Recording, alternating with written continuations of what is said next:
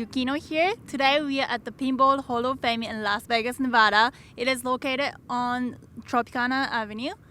It's just a few minutes away from the strip. We have Tim inside. Let's go take a look at what he has inside.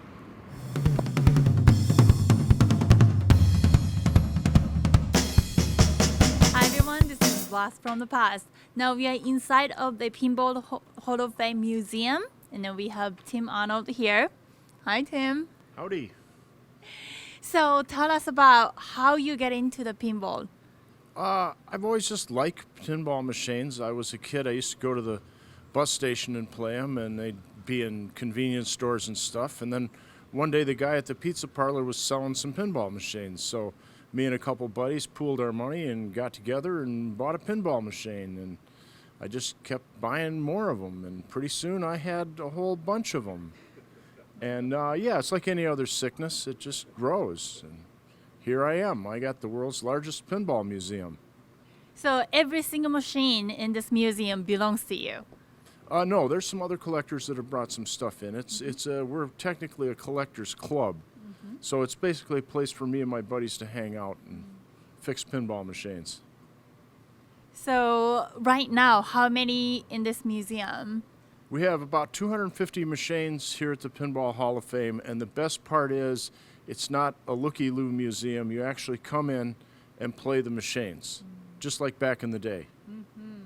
Well, now you're talking about back in the day. The cost to play the machine today, do you keep it the same as back in the days? No, unfortunately, we can't pay today's rent and electric bills with dimes, so half our games, though, still cost a quarter. And there's not much left you can get anymore for a quarter. So half our stuff is a quarter. The rest of it is 50, 75 cents. The newest games are $1. When was the prime time of the pinball? You know, the pinballs were great in the late 70s, early 80s. It was just huge. Arcades were everywhere. Pinballs were everywhere. Every 7-Eleven had them. Every bar had them. And then one day, about 84, 85, they just all disappeared. What happened? The places that put pinball machines in there decided they wanted to do something else with the space because the pinball machines weren't making much money. So they kicked out the pinball machines and put in something else, ATM machines, stuff like that. So from that time until today, what kept you going and just keep loving pinball? Probably just sheer stubbornness. I couldn't get any money selling the machines, so I just kept them, and I put them in a big warehouse and started rebuilding them and said, well, if nobody even shows up, I'll just make this little museum for me and my friends, and if it fails, oh well, if it's good, all the better. Did you always stay in Las Vegas? No, originally I was from Michigan. I moved out here in 1990, so I've been here. I'm almost a local now. Mm-hmm. Has this been always at this location? No, we were, when we first started up, we rented a storefront down the street because we didn't want to, buy a building and then find out the idea wasn't going to work. So we tried it down there. It worked out pretty good. So we were able to buy this building, which is much larger than the old one, and we could put twice as many machines in. This is really nice. And I noticed that this place, when I come in, I just didn't hear the whole, noise wave, just like the modern arcade. And I guess we need to have people to play to have that pinball sound going on. Yeah, well, the people will be here soon enough. Don't worry. They come every day. We throw open the doors and people just come in. I don't know where they come from. They just find this place and come here to play. I think a lot of it is word of mouth and the fact that this place is so unique. There's stuff here you're never going to see anywhere else. Oh, and it's free. People love walking in free. We figured this out. It is a museum. It's a free admission, and it opens from 11 to 11, I believe. Every day of the year from 11 a.m. till 11 p.m. So outside at the parking lot, there's so many cars with a different license plate, even outside of the country. It's just amazing how people find this place. Yeah, a lot of it's the internet and the word of mouth, and we get people flying in from Europe. We get people flying in from South America specifically to come here. You got to remember that people overseas appreciate American pop culture more than we do. There's people in Europe that are crazy about the 50s and the 50s cars and the old pinball machines. And Americans go, I don't know what that is. So what is the oldest machine that's in this museum today? Well, we have over there in a private area that's not open to the public, we have what some people argue is the first pinball machine. And we have games that the public can play starting at 1932. So we have some really, really old stuff. We have another row, one row over from here that's the 50s, where all the legs and the trim on the cabinet are made of wood. This was when wood was actually cheaper than metal. So we've got some really old and unique stuff in here. So this row, what are we looking at right here? This row here is the 60s and the 70s. This is kind of the prime time of the whole pinball craze. It was a youth culture thing. The Who wrote a song about being a pinball wizard, and this is kind of that era here, right in this row. Well, I do notice that you have this light going on and the key, lots of keys on your neck. Yeah. So this is your everyday look? Yeah, this is my drag, unfortunately. You got to understand that this stuff was made to run about 5 years and then fall over dead. It was never supposed to be operated 40 years later, and it's a never-ending technical challenge for me and our other volunteers to try to keep machinery working that's this old. It's like trying to fix 8-track tapes. Why would anybody want to do that? So here I am, fighting the battle every day, trying to get this stuff to stay running for one more day.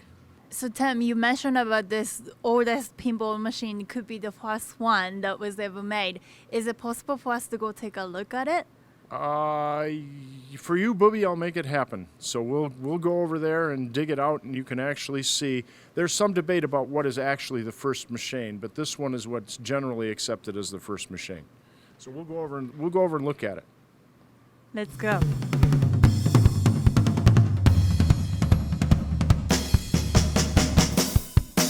Tim, this machine is just different from everything else in this room. How old is this machine? This machine is from December of 1931. This is arguably the first pinball machine. So it's really old. How do you know how old it is and where it came from? Well, there's a lot of debate, and there's no real way to tell because everybody that was alive when this machine was made is dead.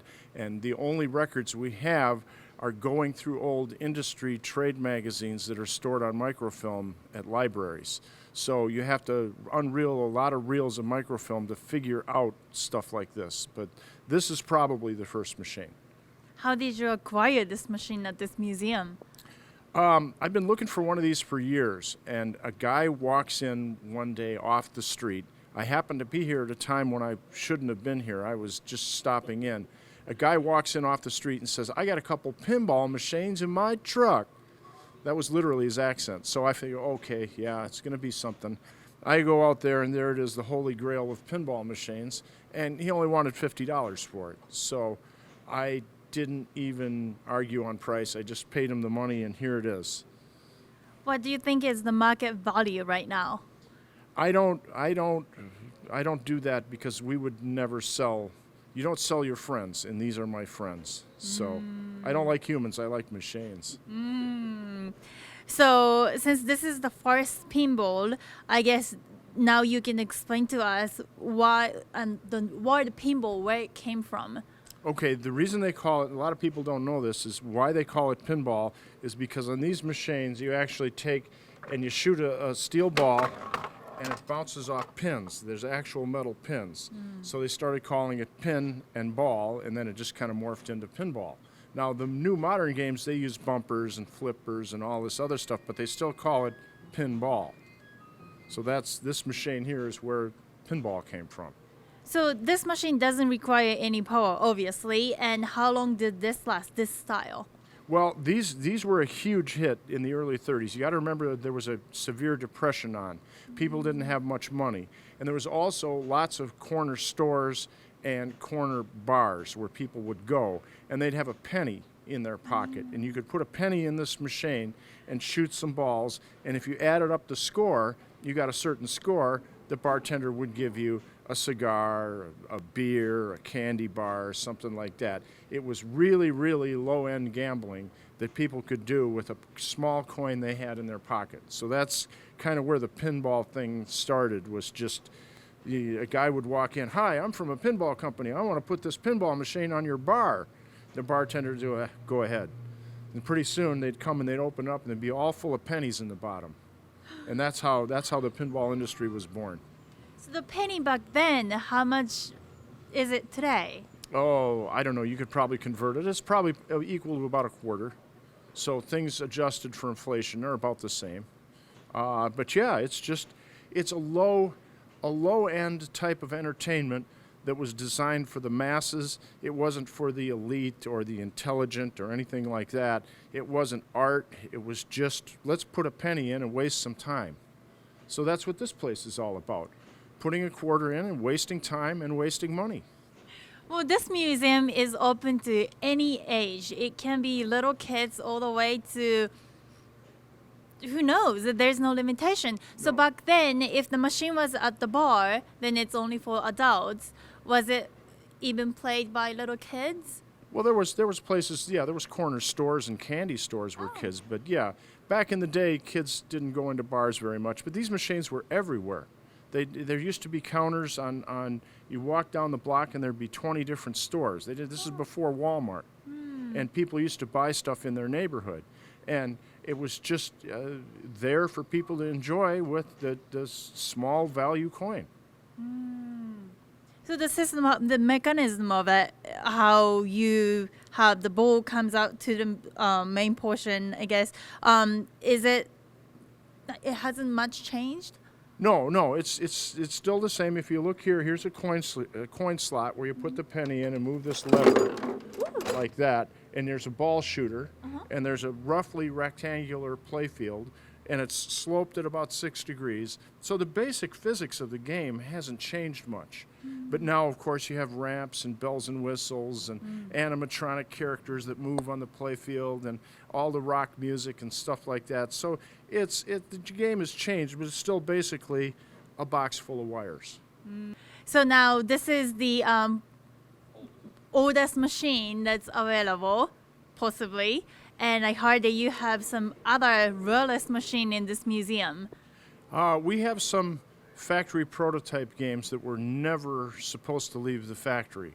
And we have 2 or 3 of them here. And again, this is what just blows my mind every day. We have this precious stuff, this one-of-a-kind stuff, and we actually let the public in here. You can actually play the games. You don't just look at them, you play them. But yes, we have some very rare one-of-a-kind prototype machines here at the Pinball Hall of Fame. Let's go play that machine. So Tim, this machine, everything else and this, it just looks like the other arcade machine, and you tell me this is really, really rare. They only made 2 of this machine. And this isn't just an ordinary work in progress. This is a completely finished machine. All the artwork is done. All the parts are done. They spent $1.5 million to make 2 of these machines. And then because of a lot of different reasons, they ended up not building it. And then shortly after that, the company pulled out of the pinball machine business, and this game was forgotten about. How did you get this? So I've heard of this game, because there's a legend about this game. It used to be in the lunchroom at the factory. And then one day they decided they were going to quit the pinball machine, and everybody was moving their stuff out of the factory, and the guy who designed it, who was 93 years old, took it home, put it in his garage. Then there's about 5 or 6 years later, he's like 98 years old, and I get a call from him, and he says, "Look, I got these machines in my garage. Do you want them to put in the museum?" And it blew my mind that I would end up with the rarest pinball machine in the world. But the only reason I got it was that he wanted the public to play it. He could have sold the machine for a whole lot of money to some rich guy who would have hoarded it and put it in his basement, and the public never would have seen it. So luckily, it ended up here in the museum. And once again, this is the weird thing about this place. You don't just look at it. You can actually play a one-of-a-kind machine here at the Pinball Hall of Fame. So you know so much about pinball, and then you wanted to have this machine, and now it's here. Um, what makes it so expensive to make one machine? Because it's like filming a movie. You got to pay the actors, you got to make the sets, and you're counting on the fact that people are going to come and buy tickets later, but you got to put the money up front to make the movie. It's the same way with a pinball machine. And if you look at this game, it's 4 times more complicated than a regular machine, because you start out down here on this main play field and you shoot the ball around, but then if you hit the ramp just right, it goes up here to a second play field. And then if you can play on the second play field, you shoot it up this ramp and it goes to the third play field. So you're already at 3 different pinball machines in one cabinet. But then there's an almost impossible shot. If you can get it up that little tiny ramp, it goes up the giraffe's neck, goes into the clown's brain, comes down from the clown's brain into the 4th play field, which is way up here in the middle of the air. So this is really weird. Then you finish playing on the clown's playfield, it comes down this habit trail and goes zooming back and forth in this kinetic steel sculpture. This is really a fun machine to play. Wow. So there's a little script in the top of the machine, so anyone can learn a little bit about this machine. So it was made in 1993? Yes, and it was going to be eventually produced, but then a corporate decision was made to exit the pinball machine. They were going to convert the factory into making slot machines, so all the pinball stuff had to be moved out. This was sitting in the designer's garage. Wow. It's just mind-blowing. So, is it okay for me to play? Yeah, Yeah? You're all set. Here you go. I'll press the start button, Okay. And then what do you do? press the flippers, and press the launch ball button. Oh! Ah!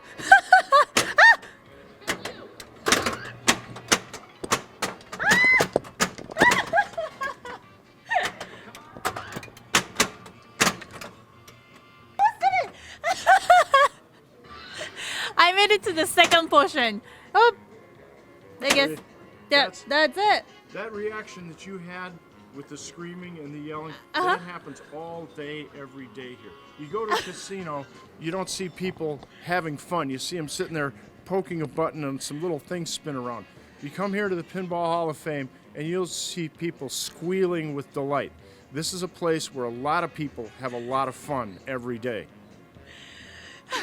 So people talk about, going to the casino and then you forget time, and it's actually here. Like the little 2 doors that put the sunlight from outside, and everything else just definitely out of the world. Like I'm back in 50s and 60s and 70s and some of those 90s machines that I just forget time, and the $10 goes a long way. Yep, you can play all day here for $10 to $20. And again, you walk in free. This is a great place to have a lot of fun, and this is important, it's not very expensive. Vegas has gotten very expensive lately, except for here. It's amazing. And so all this pinball machine, and also you do have some of the really unique machine that stands out of the crowd. Yes, I got to show you this. This is a mechanical bowling machine that came from the 50s. So you were actually bowling in a bar with an actual ball, and it was keeping score just like you would if you were playing regular bowling. Let's go look at that one.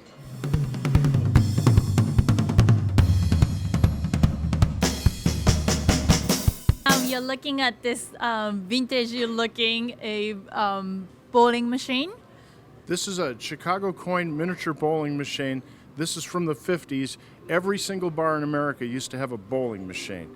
It was like this, and if you tried to find one today, it took me years to find one of these. I got this machine from a biker bar in Bullhead City, Arizona. They didn't want to get rid of their bowling machine, but nobody there could fix it anymore. So I went down and picked it up, and they told me the story of the bullet hole. There's actually a bullet hole in the back glass of this machine. So this machine has a lot of local history. A lot of biker arguments were settled on this bowling machine because not only can you play one person, you can play 2, you can play up to 6 different people at the same time. And the mechanics necessary to, without computers, you got to remember, you have to do this all mechanically to determine which angle the ball is coming at the pins. This all has to be done with relays and switches inside this gigantic head full of gizmos. This is a technical masterpiece. The people who designed this had to be insane. The reason they couldn't use it down in Bullhead City is because they couldn't get anybody to fix it. I still remember how to fix this stuff. So you can actually come and play an actual miniature bowling machine here at the Pinball Hall of Fame. When was this originally made? This was made in the late 50s. This was, you got to remember, everybody would go out to the bar every night. This is before everybody had 9,000 TV channels and Xbox and all that other jazz that they have now. You had to go out for entertainment at night with your friends. You'd sit around drinking, you'd have a friendly game of bowling with your friends, or in the case of the bikers, they would settle their arguments over who won the bowling game. So, yeah, there's a lot of history in this machine, and now you can play it at the Pinball Hall of Fame. That's excellent. So I see the little link in the middle. Can you extend this lane? Yes, they made these bowling machines. This is the medium version. They made a shorter version for smaller places, and they made two larger versions. The really long version is almost as long as a regular bowling alley. Those are almost impossible to find. And they also made a couple side-by-side bowling machines. Those I've only seen once. But yeah, this machine here is just about the right size. This is the most popular size, and it's also the most fun to play. And you get to play not just one game, but some other types too? Yes, you got 5 different games. Right now we're on regulation, which is just like regular bowling, but they have a flash-o-matic feature that you can get where the values change depending on the timing of the ball. You can do beat the score, you can do 3-star. There's a whole lot of different options inside this machine, because the last thing you want to do is put one of these machines in a bar and everybody gets a little bored with just playing regular bowling. So to break it up a little bit, they put 5 other games inside this machine. Again, no computers, all done mechanically. I want to see this in action. Can we try? Yeah, let's play some bowling. All right. How do I do this? This ball itself is really heavy. This is the actual original rubber plasticized balls from the 50s. They're impossible to find now, and again, you're playing the original game. This is not some new machine that they've made with computers and video screens and all that jazz. This is the original mechanical version. You actually take this ball and you fling it at the pins, and the pins pop up. So this is actual bowling. And here's a trivia question for you. What's this here? That little box right there where the ball ends up. That's actually an ashtray, because back in the day, everybody in America smoked everywhere. And instead of, if you had a cigarette, you didn't want them putting it down here on the wood and burning the wood, so they built in an ashtray right next to where you pick up your balls. Can't smoke in here now, but that's just part of the history of it. So go ahead, play some bowling. All right. Pick up the spare.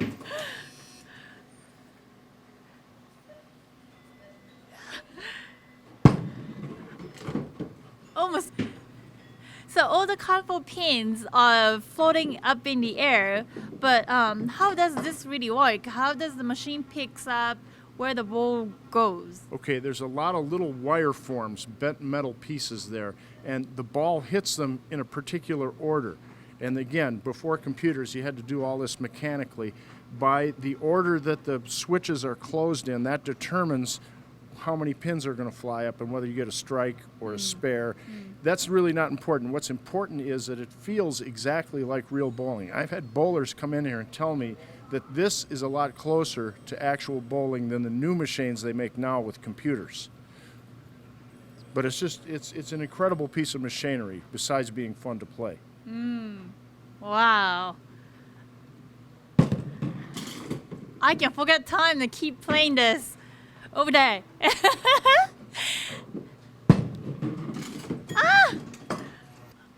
I think you did like 145 before this. Yeah. Wow. No, this is just like bowling. It really is a game of skill, and it's everything about bowling shrunken into a little size. So it's quite a fun game to play. Yeah, one thing I can mention, I usually have like extremely long nails. This one doesn't have a hole, so anybody can play. Even little kids with a little tiny hand don't have to worry about like where those holes are. It's excellent. So is there any other machine that we should take a look at? Yeah, I think you're wearing high shoes. I think we should put you on the foot vibrator. What does that mean? Ooh, Ooh. Find out.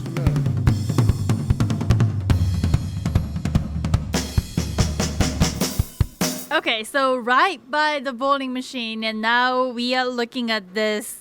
What did you say? It's a relaxolator. It's a vibrating machine. And what you got to do is hop up on here. You've been on your feet all day, right? Uh-huh. Okay, you're wearing heels, so your feet are kind of tired and sore. Hop up on here and I'll show you what this machine is. Okay, so it says 25 cents. I'm going to just step on this. Get Right up here? on it. Yep, there you go. Okay, you ready? I am.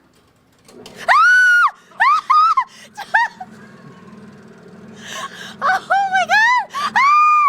What?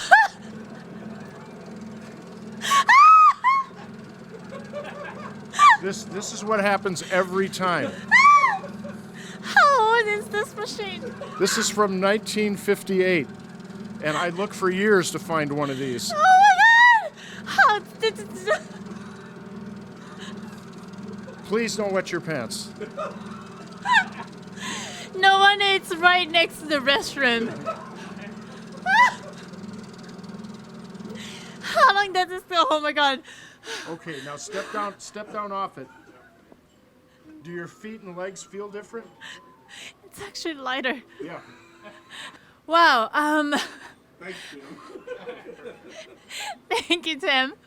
I think we're ready to take a look down on the memory lane, starting from the oldest machine in this museum all the way to the modern ones. Let's do it. Let's take a look.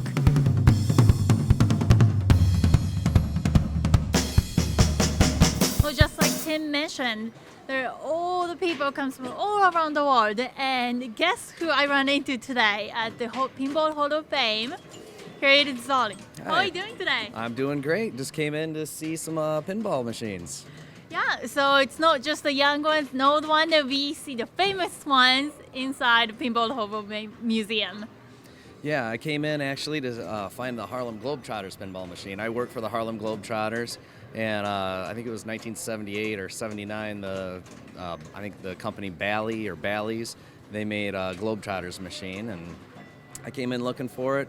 And we have one at our office in Atlanta, and it's just a cool place. Came in, and then I'm stuck in here. I'm like playing all these games. I'm loving it. It's really cool. So yeah. It's your first time here today? It is the first time. It is the first time. When I was a kid, the pinball was kind of on the outs, and the new era of video games, Nintendo, and all that was coming in. But I remember still playing. I'd go to the arcade all the time, and so it's really cool nostalgia. Just like the Globetrotters, who I work for, they've been around 90 years. So it's really cool to see like some of these machines. Somebody just showed me one from 1930, and that just blows my mind. And learned a few things that about pinball, and it's just cool, man. You're in Las Vegas, bells and whistles. It's just good times. So yeah. Do you think you're gonna bring your coworkers maybe to this location? Bring my what? Coworkers? Yes, absolutely. Actually, we were looking to bring some of our Harlem Globetrotter players here and maybe do something with the actual Harlem Globetrotter machine, right here at this very spot. And I think it'd be cool. Maybe we can donate a machine or something like that. And I think it'd be a cool little tie-in, with the community and just showing the importance of the history of not only pinball machines, but also the Harlem Globetrotters. And during the 70s, that was really big, and it's just a cool story. So I thought I'd swing down. We're playing a game today actually down in at the new arena there, and I had some extra free time, as I do sometimes when I travel around the country, and here I am. So playing away, playing these old Nice to games. see you. Yeah, nice to see you too. Yeah. It's a pleasure. Yeah, go back to the Okay, game, and thank you. then All I'm right. gonna go. at this 60s and 70s era. Let's play a little game. Let's see if we can determine what year the machine was based on the art. So we'll start with this one right here. Okay. This is probably from the 50s because it's a Wild West theme. Westerns were big in the late 50s, early 60s. All the TV shows were Westerns. And of course, you don't have ugly guys like they have on TV. You actually have beautiful women on horses. But if you look at the hairstyles, that's a 50s hairstyle. Okay, then you come down here to this machine. What era would you say that was from? 80s? Nope, 60s, because look at the micro dress and the vinyl boots. Okay, look at the hairstyles. So see, you can go through here and pick the era, the year, and we got a little history card on each machine, so you can see this was actually from 1968. Okay, so you can play a little trivia game with yourself. Here's a boxing game. Now, what era would you say that was from? I'm gonna take a look at this card, and this machine doesn't have a card. Okay, this is from when Muhammad Ali and the big boxing thing was big. So this is from the late 70s. Okay, and you can go through. Here's something with some groovy 70s guys with groovy 70s haircuts playing pool. So that's from the 70s. Here's a 60s game with a magician theme. And you can see her shorts are a little short to be from the 50s, and her hairstyle is kind of 60ish. So you can play this little game just walking along and trying to guess which era the game came from. Kind of fun. It is kind of fun. And this machine, I still remember the first time I ever came to Pinball Hall of Fame Museum. And I know I had to put the quarter in and then pull the flipper and it just start hitting the buttons. But I just couldn't pick one to play with. Like, what's the key for that? The key is show up with an afternoon. You can come through and do it here in an hour, but you'll wish you had more time. And just take some time, take it slowly, walk through, and I've had people that come in here and they'll be walking along and all of a sudden they'll stop dead and they'll go, I don't believe it. That's the machine I was playing the first time I ever kissed a girl. I can't believe it. I forgot all about it. And there it is. And we call this freezing up, is because people come in here, they completely forgot about something, and then they look at it, and they just flash back, and they stop dead. They go, like that. So we get this all day, every day, the complete look of nostalgia. Do you have that machine, the first one, that gives you that feel now? No, I'm over this stuff. I don't play it. I have no interest. I get out of here, the last thing I want to do, and when I get out of here at night is play pinball. I go and play with my dogs. Well, but I believe that you're really good at to play this to get the extremely high score. No. Do you go home after this and do you interview your cat? No, I don't. Okay, there you go. That's the same thing. I've had enough of pinball, just between you and me. But no, I was actually never a player. Oh. No, all the great bartenders don't drink. That's true. Okay, so I'm the guy who fixes the games, and I'm also curator of a museum. I'm not allowed to fall in love with my product. My job is to present the work as a whole, let people come in here and decide what they like for themselves. Well, let me switch the question. I believe that you get to know all these great players and who comes here to practice, I believe. Is that the case? No, I leave people completely alone. Oh. My job isn't to chat people up and to give them the history and walk through this thing. My job is to stay over in the corner and fix my little pinball machines. This is like an automat. There's somebody behind the glass filling the automat, but you never see him.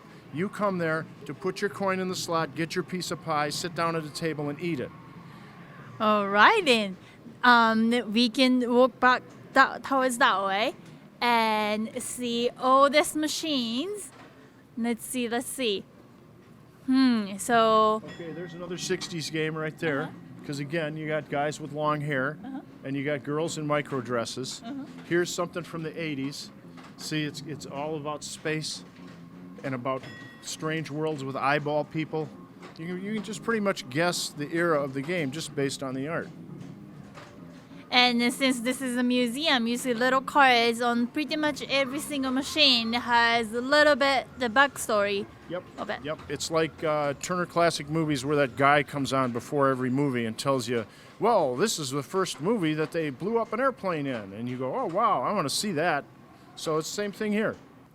Thank you so much, Tim. That was a great history lesson, and it was some of the machines was definitely blast from the past. So this is located in Las Vegas, Nevada. It's on Tropicana, and anyone who wants to get more information, where should they go? You should just go to our website, pinballmuseum.org. But if you forget that, just Google Pinball Museum. We're right up there at the top. Excellent. Thank you so much, and we'll be back.